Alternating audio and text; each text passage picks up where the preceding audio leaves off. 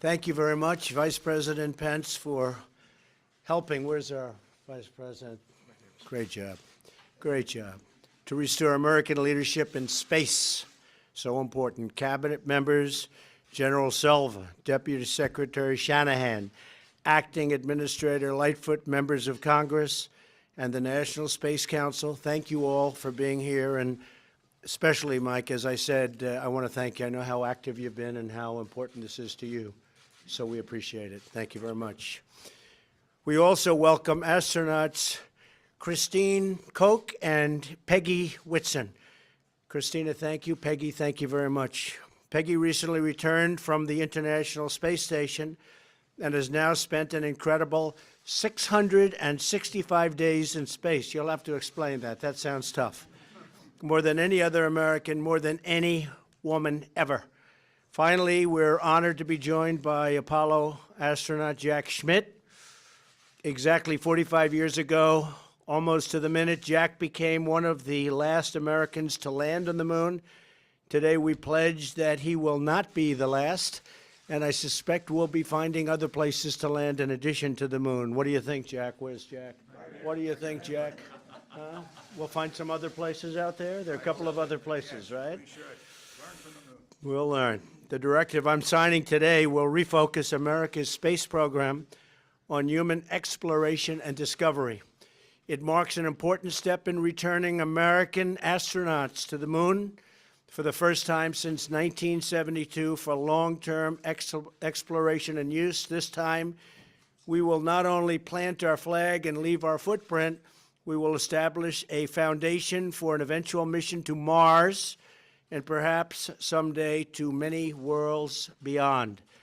This directive will ensure America's space program once again leads and inspires all of humanity. The pioneer spirit has always defined America, and we're picking that up in many other fields. I think you see that. I think it's obvious. All you have to do is look at what's happening with the markets and all of the great things that are happening. We're leading in many different fields again, and it'll get more and more obvious as you go along. After braving the vast unknown and discovering the new world, our forefathers did not only merely sail home and, in some cases, never to return. They stayed, they explored, they built, they guided, and through that pioneering spirit, they imagined all of the possibilities that few dared to dream. Today, the same spirit beckons us to begin new journeys of exploration and discovery, to lift our eyes all the way up to the heavens and once again imagine the possibilities waiting in those big, beautiful stars if we dare to dream big. And that's what our country is doing again. We're dreaming big. This is a giant step toward that inspiring future and toward reclaiming America's proud destiny in space. And space has so much to do with so many other applications, including a military application. So we are the leader, and we're going to stay the leader, and we're going to increase it manyfold. I'd like to invite Vice President Pence, if he would, to say a few words. He's been leading this for me, and I appreciate it. Mr. Vice President.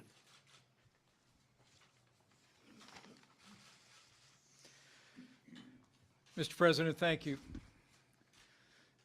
And thank you for your leadership, and thank you for the honor to be here today in my capacity as chairman of the National Space Council for what I believe is a momentous occasion in the history of American space exploration.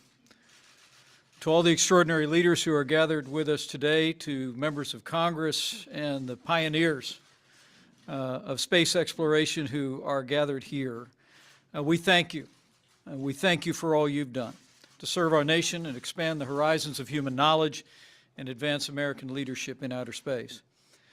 Mr. President, in signing this space policy directive, you are ensuring that America will lead in space once again.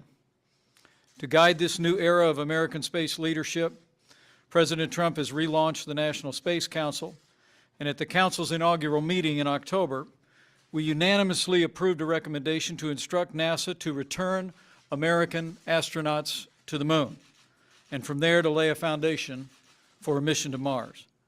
Today's action by President Trump makes that recommendation official national policy for the United States of America.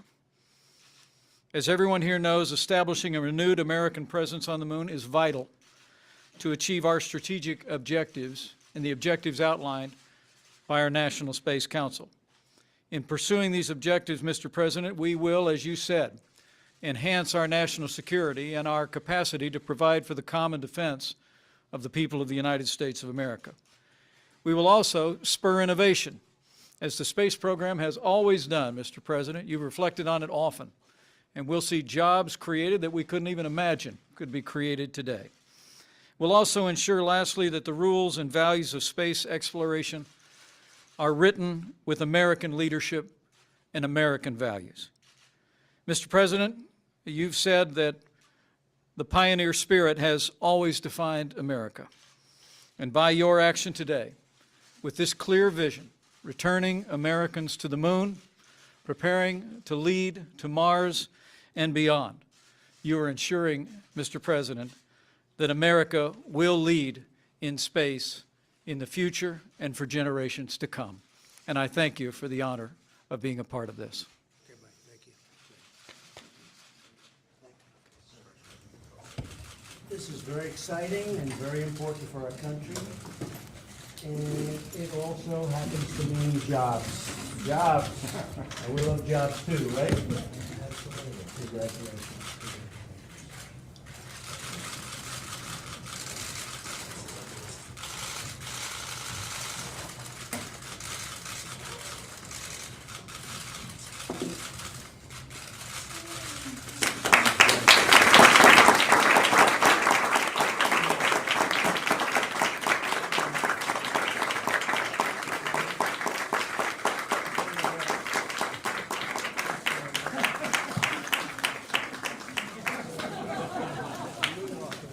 Thank you, everybody. Thank you very much. Oh, good. I like it. Thank you very much, everybody.